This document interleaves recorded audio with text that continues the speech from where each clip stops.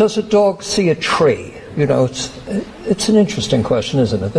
There's no doubt but that, by the way, just speaking personally, I have no doubt but that dogs see trees, and indeed even that they leave a record of their perception behind them very often. But to see a tree is quite different from just seeing something. A tree, any given tree, is a particular. But to see something as a tree is to subsume that particular under a general category. And after all, particular trees come in a great variety of sizes and shapes and colors. And so, in order to see a tree, as in seeing a tree, it seems that what is needed in addition to some capacity for sensation, also a capacity for subsuming sensed objects under categories in such a way as to have a concept, you see. And during the course of this lecture, I want to emphasize how Kant himself emphasizes the need for the perceived object to be incorporated into a conceptual framework, absent which there is no understanding of what the object is. There really isn't an experience either. There's going to be an important distinction made between a perception, no question at all but that dogs and lots of other creatures perceive trees, and the experience of seeing a tree. And Kant is going to argue that a necessary ingredient in experience is just this subsumption of percepts under general categories, forming concepts. Now, this is one of many problems that Kant recognizes. Empiricism, at least in its simplest form, will always have trouble handling. If you take the position that all that is required to form concepts is to be the passive observer of events taking place in the external world and put on hold how there is an external world to begin with, But if you take the position that all that's required to form complex ideas is to parlay simple ideas, and all it takes to get simple ideas is to associate a number of sensations, if you take that Lockean, what Kant refers to as Locke's attempt to physiologize the process, then it's not entirely clear that a creature would live long enough to be able to put under the same category gigantic trees in a redwood forest and little saplings that are 6 inches off the ground, or that any child would ever come to understand that tabby and mountain lions are cats. More generally, that any set of particulars can enter into a conceptual framework such that one actually understands what one is looking at, and one is not merely looking at it. More than this is required. In first lecture, I talked about this shower of stimulation, this incessant barrage of physical events impinging on sense organs, out of which we have to create some orderly world, some lawful world, out of which we create, in Kant's terms, nature itself. Imagine everyone in the room had a different word. That if somehow you could put all of the words on all of the cards together, you would have the let's say, the menu at the Randolph or something, right? How do these words get put together? How do we put together this storm of sensations in such a way as to make this? After all, the manifold of stimuli constitutive of this is diverse. It's changing. It changes as I change its direction and its orientation. It changes as you look sideways at it. It's constantly changing. And it has many, many different properties. Somehow these have to be pulled together in the right way, just as the notes would have to be pulled together in the right way. Kant wants to argue that there's nothing in empiricism that tells us how this happens. do you see? So we're getting into the project now where he's actually going to attempt to explain things that he is satisfied empiricism cannot explain, which is to say the ordered nature of experience and our capacity to recognize things and place them in a conceptual framework that, surprise, surprise, is objective. All right. Promises, promises. So the critique is divided into, this is a quite uneven division, into a very long section, which he titles The Transcendental Doctrine of the Elements, and a relatively short but quite decisive section on the Transcendental Doctrine of Method, which we will get to in later lectures. It's under that heading that we meet up with the paralogisms of pure reason, all of the ways that reason gets in trouble when it tries to range beyond the ambit of its proper mission and its powers. Well, what elements does Kant have in mind when he refers to the transcendental doctrine of the elements? The elements are the elements of cognition. One might say the elements that mind as such brings to bear on reality. And this is further divided into three main sections. The Transcendental Aesthetic, by which Kant attempts to establish the conditions necessary for sensibility itself, the a priori conditions absent which experience itself would be impossible, which is to say, for there to be a visual experience, something other than a retina with receptor cells and photopigments and a little dangling retinal ganglion cell tail forming an optic nerve, something more than that is necessary. Something must be in place for any of that finally to amount to a perception. And what is it a priori that must be in place? And then the Transcendental Analytic, which establishes the a priori and necessary and universal conditions for there to be understanding itself.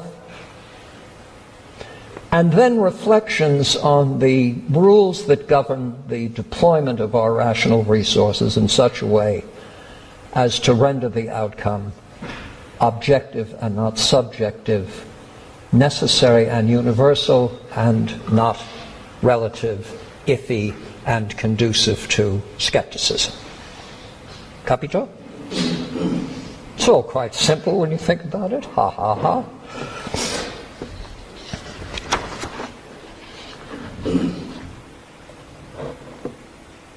Now, how does Kant want the term transcendental to be understood? First, with Kant, it is something of a neologism, and he's using it quite deliberately to distinguish what he has in mind from the transcendent. The transcendent refers to that which transcends experience. It's beyond the ambit of our perceptual resources. It's what traditional rationalism says is available to us as non-sensory modes of knowing. Kant says that's off limits. We don't do that because we can't do that. Forget looking for the transcendent as an element of knowledge.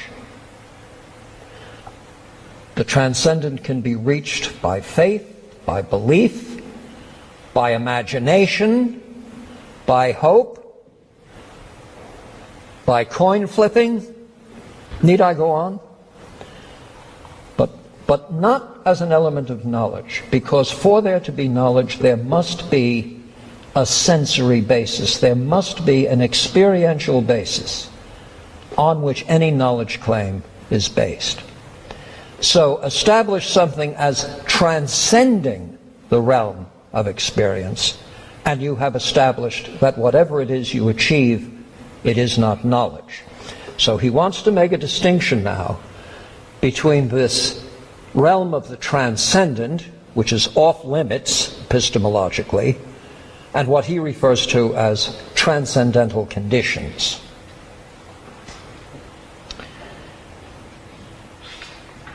It's at A708, B736, where he tells us what he has in mind with the doctrine of methods, which we will get to, when he says it's the determination of all the formal conditions of a complete system of pure reason. So he is going to develop a methodology. He's going to develop a mode of argument and analysis that establishes when reason goes beyond its legitimate grounds, its legitimate terrain.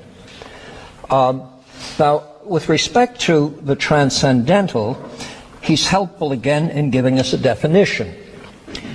I entitle transcendental, this is at A11, B25, I entitle transcendental all knowledge which is occupied not so much with objects as with the mode of our knowledge of objects, insofar as this mode of knowledge is to be possible a priori. Transcendental refers to the enabling conditions, the conditions that render something possible. Do you see? So a transcendental analysis is an analysis of some achievement of ours, and the achievement is established. We see trees. And then the question is, what must be in place a priori and necessarily for us to have the concept of a tree, for us to be able to subsume a particular tree under that general concept? Now that would be a transcendental analysis. And the conditions necessary for that would be transcendental conditions. So the term refers to the conditions or powers that render something possible, the a priori conditions that are enabling.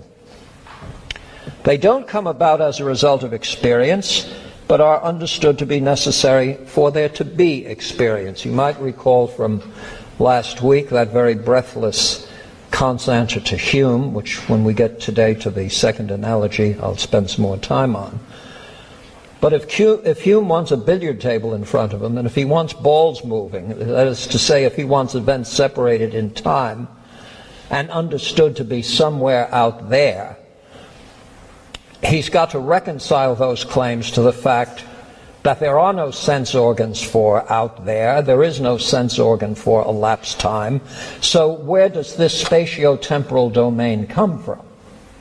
And it's going to be Kant's argument in the Transcendental Aesthetic that it comes from us, that in fact our very mode of engaging the external world is spatio-temporal. And that's what the Transcendental Aesthetic is all about. The necessary conditions for there to be an out there. Now, why must this be the case a priori? And you know what you're tempted to do. You're tempted to take the position of the ordinary percipient, and maybe in a huff, or with characteristic youthful impatience. What did that old Greek say in the rhetoric? Young men have strong passions which they tend to gratify indiscriminately. They love too much and hate too much, and in all things do things to excess. Well, in that youthful impetuosity, you might be inclined to say, out there, for goodness sake, and use some sort of hand movement to dismiss the metaphysical question of how anything comes to be out there. Well, enter that Cartesian realm for a moment. Suppose you want to accept the proposition that the only thing you have direct access to are your own experiences, the contents of your own consciousness. How on earth could you ever reach the conclusion, from events to which you have direct access now in consciousness, that there's something out there bringing those events about? That is, what would be the sensory cue by which you understood that some things of which you are conscious are out there and other things aren't? Here's the answer to the Kantian answer to the question. You couldn't do it. This is why he tells us at the outset that one of the embarrassments of metaphysics is that philosophy still cannot establish the reality of an external world. Do you see, if you accept as an argument an empiricist thesis according to which all of your knowledge is mediated by sensory perceptual resources, so that the only thing to which you have access are the contents of your own mind, then how could you ever have a warrant for concluding that in addition to the contents of your own mind, there's an external world bringing them about? Hello, solipsism, you see. And there are various counters to it. There's sort of, Kant was quite impatient with the impatient common sense alternative that says, oh, for goodness sake, we just know it, get on with it. The one thing Kant never does is get on with it. So against the empiricists, Kant rejects a theory that would have our understanding of the external world constructed out of elementary sensations, and that somehow time and space get what imported into our consciousness by way of these external events. Can't be the case. He says it just isn't the case. So we have to bring a spatiotemporal framework. We carry a spatiotemporal framework a priori as the in-place conditions of sensibility. We have a capacity, he says, which most fundamentally can be called the capacity of receptivity. We've got an apparatus that at least is capable of being stimulated. That isn't going to get us very far. Somehow that pattern of stimulation has to become coherent. It has to be packaged. And the packaging is spatiotemporal. Not by way of experience, but the necessary precondition for experience. Therefore what? Non-empirical, therefore pure. The pure intuitions of time and space. The pure intuitions. Why on earth we chose to translate Anschauung, intuition, to the eternal frustration of students first encountering Kant. The German, let me not become a philologist. If you're a native German speaker and you're talking to another native German speaker about some cosmic issue, you want to know that person's world view, do you see? How they consider the world. You might say over the fourth cup of coffee in a smoke-filled room, was ist deine Weltanschauung? What is your worldview? Weltanschauung. From anschauen, just to show or to observe something. Anschauungen are intuitions, but I would have you understand Anschauung, intuition, as a mode of apprehension. A mode of what? A mode of beholding the external world. Do you see?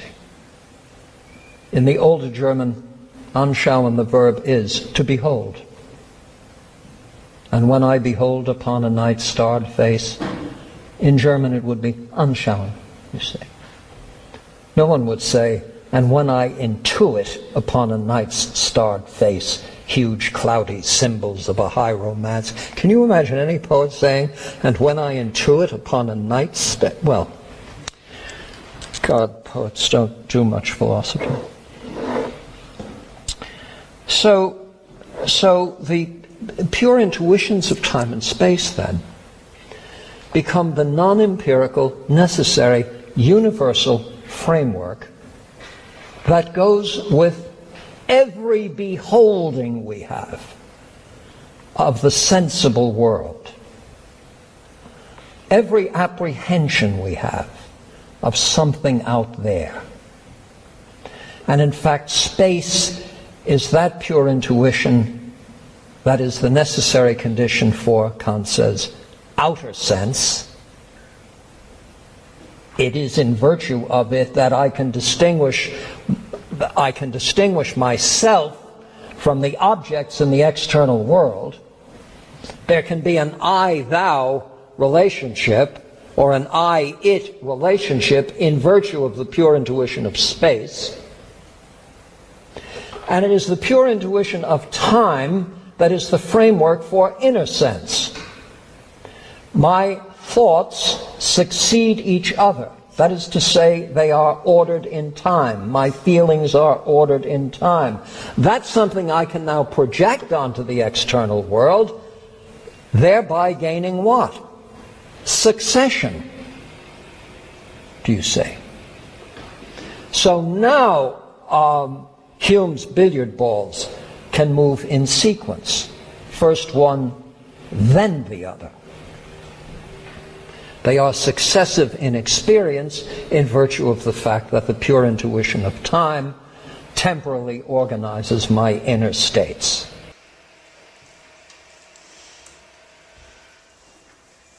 Now, of course, much more than this is required if there's to be bona fide knowledge. Kant identifies two fundamental powers of the mind from which knowledge itself arises. I quote Kant at A50, B74. The first is the capacity of receiving representations. The second is the power of knowing an object through these representations. So again, this distinction now between a capacity of receptivity and a quite different capacity for, given we've received it, knowing it. As I say, experience is not merely a bare sensation. Knowledge arises when experience and the pure concepts of the understanding are properly merged, do you see? That is to say, the experiences have to be subsumed properly under the right categories. This second power is the one Kant dubs spontaneity, the power of spontaneity. It is the freedom with which this power operates that permits conceiving of that which is even impossible, or extending concepts beyond the range of possible experience. For example, his example at A96, the concept of God. Kant summarizes the process this way. This is a worthy quote. When he's clear, he can be quite clear, by the way. This is at A97. If each representation were completely foreign to every other, standing apart and in isolation, that's that shower of events that are not coherently related. If each representation were completely foreign to every other, standing apart and in isolation, no such thing as knowledge would ever arise. For knowledge is essentially a whole, in which representations stand compared and connected. Receptivity can make knowledge possible only when combined with spontaneity. So these things have to be pulled together in the right way. All right, now, what is the source of this spontaneity?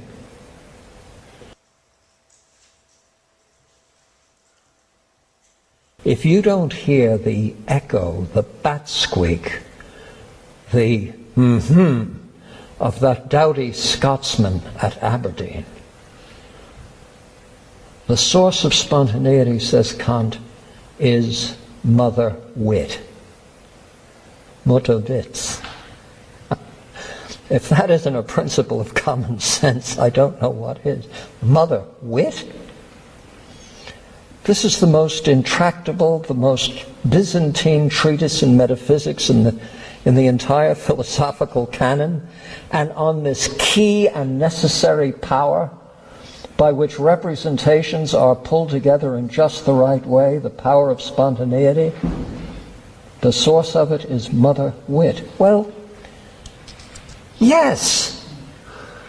Well, yes. Where else? Not from experience. Do you know how long it would... I was kidding with you last week with Piaget's comment about the radical empiricist who believes the series of positive integers was discovered one at a time. Suppose you try to construct a coherent, ordered, natural world with no resource other than repeated exposure to things, and the formation of certain associative bonds. Oh, please. First of all, how could you associate your first encounter with this if your second encounter is this? Or this? Or this? Every one of these things would be another disconnected... I shall give you the neurological answer. You won't live long enough.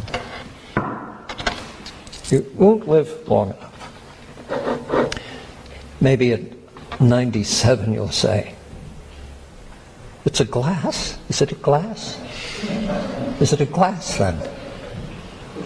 And then I'd say to you, is it breakable? What?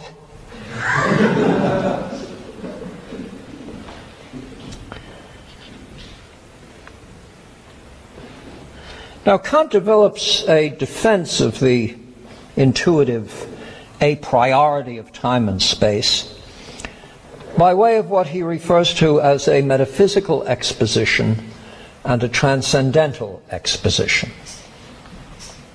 You might remember from first week that Kant's understanding of metaphysics is it's the arena in which competing theories have it out.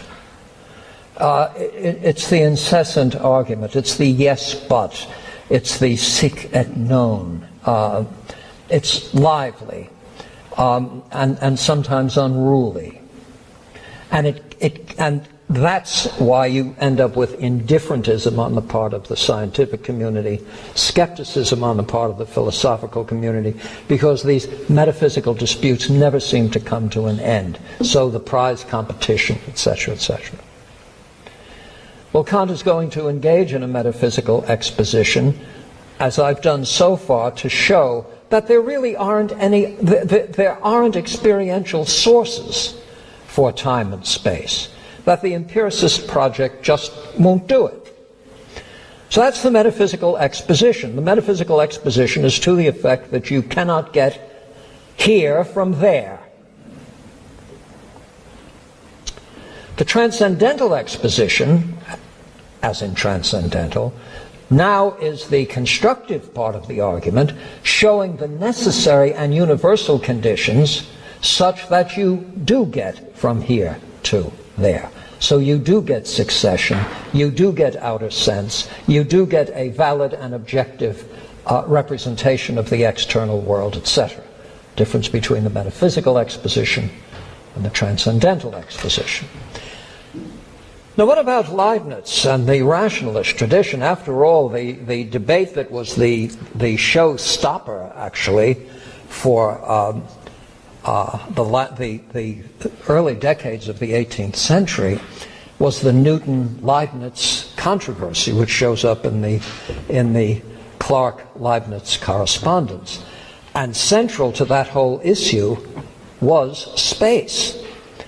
As I noted in the first lecture and the second lecture briefly, with Newton's theory requiring absolute space as what? As that cosmic container into which all material objects are located, and it's really there really is a cosmic container into which everything real has been poured. And Leibniz's position, by way of the law of sufficient reason, that the idea of space as an empty thing into which you might pour other things requires that space be, that space as a nothing, space as empty, somehow comes about as a result of a reason for having nothing. And that's contradictory. So that debate is going back and forth. And Kant is going to take, he's going to take sides on the science of the thing, because he is going to be Newtonian in his natural science, but he does understand that the issue of space is a problem, and that you cannot get it by having Newton simply put it there. What he does have to make clear is that no device within the rationalist tradition can deduce answers to the question about the source of space.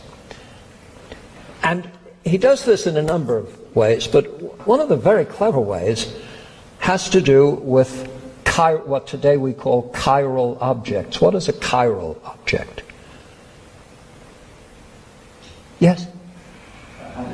Sorry? Yes, handedness. That's right. Look, if you look at your right hand in a mirror, remember now, it's a mirror image. All of the internal relations that constitute this hand are fully preserved in the mirror image. But you cannot put a left glove on your right hand, you see. There's no contortion of a left-handed glove that will map it correctly onto your right hand. These are called chiral objects. There's good evidence that the concept of handedness itself. Suppose you had some means of contacting life in another galaxy. Let's say intelligent life. Which begs all sorts of questions, doesn't it? And here's the question you sent to them. You sent them this message after you developed some means of communicating with them. We here, in a place called Earth, have hearts that are slightly displaced to the left. Are your hearts displaced to the left? You realize they'd have no way of answering that question. How do you get left and right? Now, on the Kantian scheme, since the mode of apprehension is itself spatial, it is in virtue of the fact that our experiences are spatially ordered, and that gives us the means by which to, let's say, establish that if my palm is up and I'm facing north, my thumb is facing east, etc. Because I've already got the necessary spatial structuring built in. But you realize in a universe that contained only one hand, and let's say some intelligent being, there's no way an intelligent being could determine whether that hand was left or right. Now that matter stood that way, I wish we had more time, that matter stood that way until I think it was 1958, thanks to Dr. Wu, when she, in the process of winning the Nobel Prize, did some elaborate experiments in physics, establishing that God, those of you who are doing theology should know this, God is weakly left-handed as regards the asymmetry of the cosmos. 1958 was the year I earned my bachelor's degree, a lifelong left-hander doing battle with a right-handed world, and when I discovered that God was at least weakly left-handed, I said, yes. I said yes. So Kant is among the first, actually, to employ this concept of incongruity of parts, chirality, and to do so in furtherance of the proposition that absent the pure intuition of space, we couldn't even make sense of things like that. The point being, no rational deductive procedure would tell anyone, follow this please, if all you gave the Leibnizian was this hand, and the Leibnizian was required by way of some sort of rational analysis, principle of sufficient reason, law of contradiction, to know that you can't put a left-hand glove on this hand, or that the mirror image of this hand nonetheless constitutes an incongruity of some sort. There isn't anything within the ambit of reason's powers that would get you to that. Do you see? So the empiricist can't account for it at all, and the rationalist might very well just go running down the street like Edvard Munch's Scream.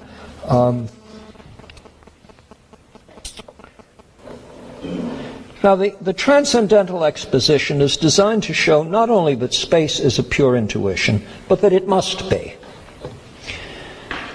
And for his principal example, he chooses geometry, which he takes to be, as he says at B40, a science which determines the properties of space synthetically and yet a priori. He has this in his introduction, he has this praise of Thales. He says, whoever it was, but tradition gives us Thales as the first we know about, who constructed the isosceles triangle. Look, take the Pythagorean theorem. You don't honestly think Pythagoras ran around measuring right-angled triangles and came to the happy conclusion that there was a formula that you could use that turned out to be a version of a squared plus b squared equals c squared.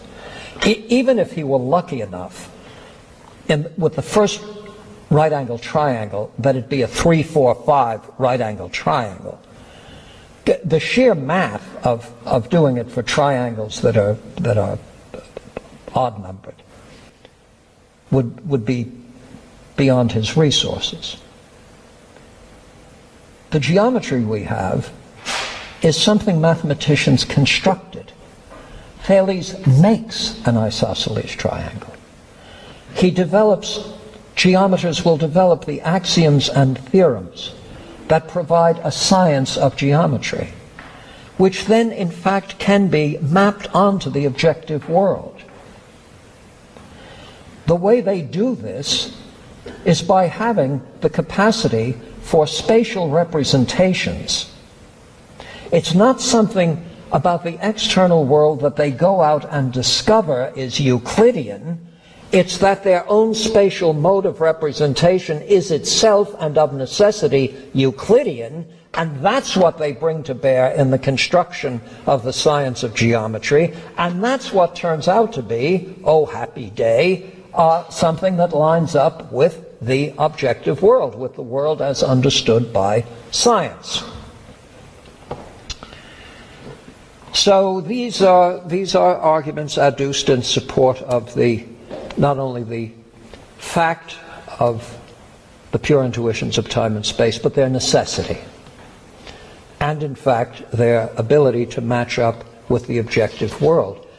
It's not an accident that they match up with an objective world, because our engagement of the objective world becomes possible by virtue of these very resources. It's what we bring to the situation.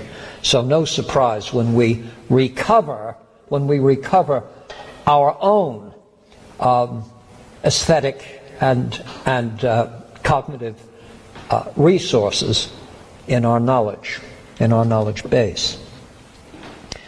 Now finally, there are the three analogies of experience that are central to Kant's critique of traditional empiricism. He says at A180, B223, an analogy of experience will therefore be only a rule, in accordance with which unity of experience is to arise from perceptions, and not as perception itself. These are going to be rules. These are rules that determine how perceptual outcomes actually rise to the level of experience in a manner that is not subjective, not relative, but necessitated by the very absolute nature of the rules themselves.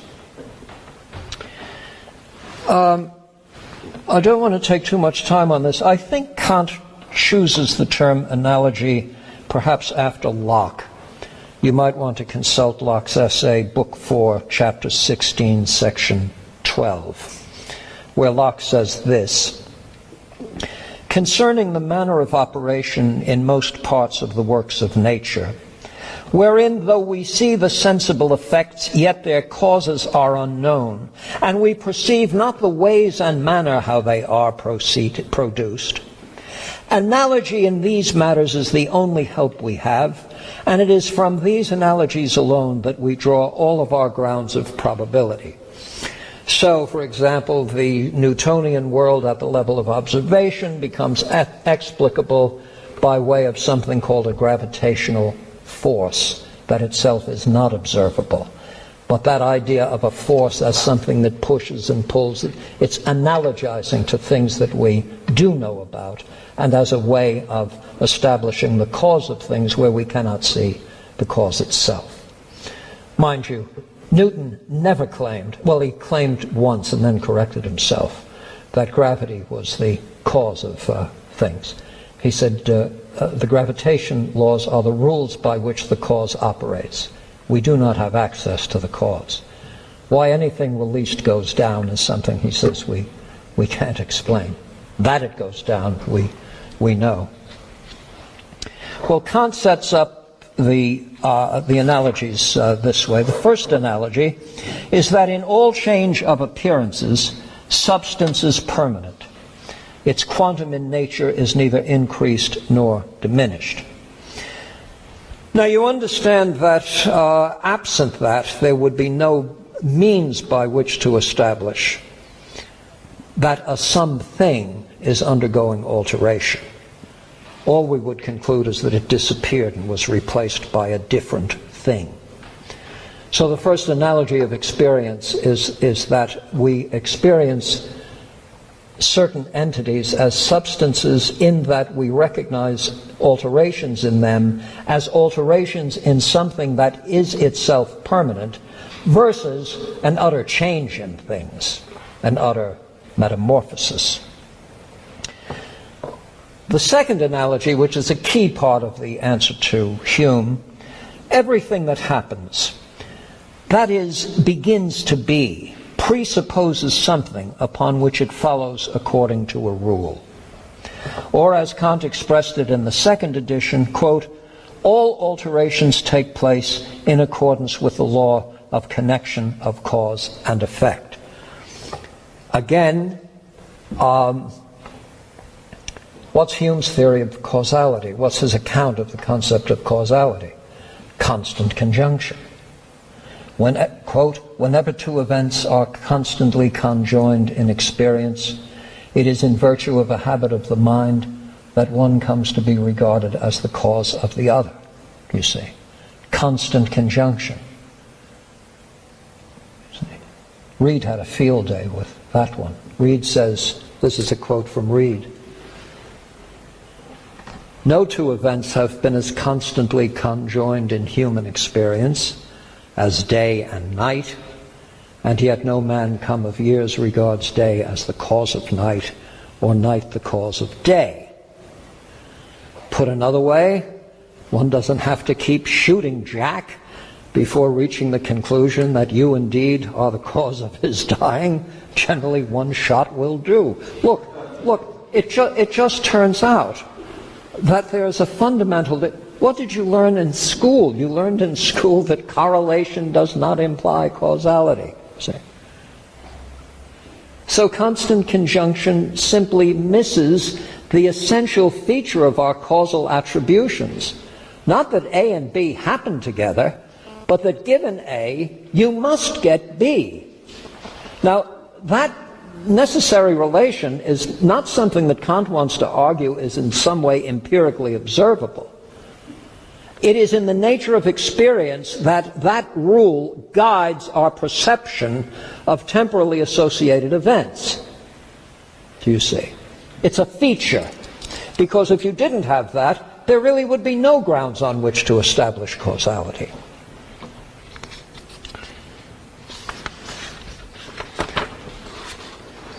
Now, The third analogy asserts that, quote, all substances, insofar as they can be perceived to coexist in space, are in thoroughgoing reciprocity. Kant's proof of this is as follows. I can look first at the moon and then the earth, or conversely, first at the earth and then the moon. Perceptions can thus follow each other reciprocally. It's on this basis that they're said to be coexistent. Such coexistence is the existence of the manifold at one and the same time. Now, unless you had that as an a priori mode of experience, there'd be no way of distinguishing between sequences that are causal and sequences that are merely coexistent. I'd be saying something like, well, I'm going to look out the window now I'm going to look at you, and I'm looking out the window now, and now I'm going to look at you, and I'd reach the conclusion that my looking out the window causes you. Unless there were an a priori means by which to establish coexistences over and against causal, lawful relationships. That again is a transcendental argument, you see. You establish the conditions necessary for X to be the case, already having granted that X is the case. So what's necessary for it to be the case? I want to wrap this up with a remark that Kant makes in the Prolegomena. This in the Prolegomena at 259. Kant ties his entire project to what he takes to be David Hume's problem. For Hume, says Kant, quote, the question was not whether the concept of cause was right, useful, and even indispensable for a knowledge of nature. For this Hume had never doubted. But whether that concept could be thought by reason, a priori, and consequently whether it possessed an inner truth independent of all experience. Now, I think there's serious Hume scholarship that might contest the claim that Hume actually was not skeptical about there being causes. For the little it's worth, my view is that Hume was not at all skeptical about there being causes, and nor was he trying to provide an account of causality. I believe Hume quite clearly was attempting to account for the concept of causality, and he accounts for that concept by way of a kind of mental associative machinery. Kant is saying that what Hume threw his hands up over was the inability of a purely rational analysis to establish causal lawfulness. Well, the second analogy is an answer to that question of Hume's. Experience is possible only through the representation and the necessary connection of perceptions. Absent the necessary connection among perceptions, experience is simply not possible. Thus, to the extent that empiricism would restrict knowledge to experience, it can succeed only by accepting the very grounding of experience itself, which is the grounding Kant provides in the second analogy. Thank you.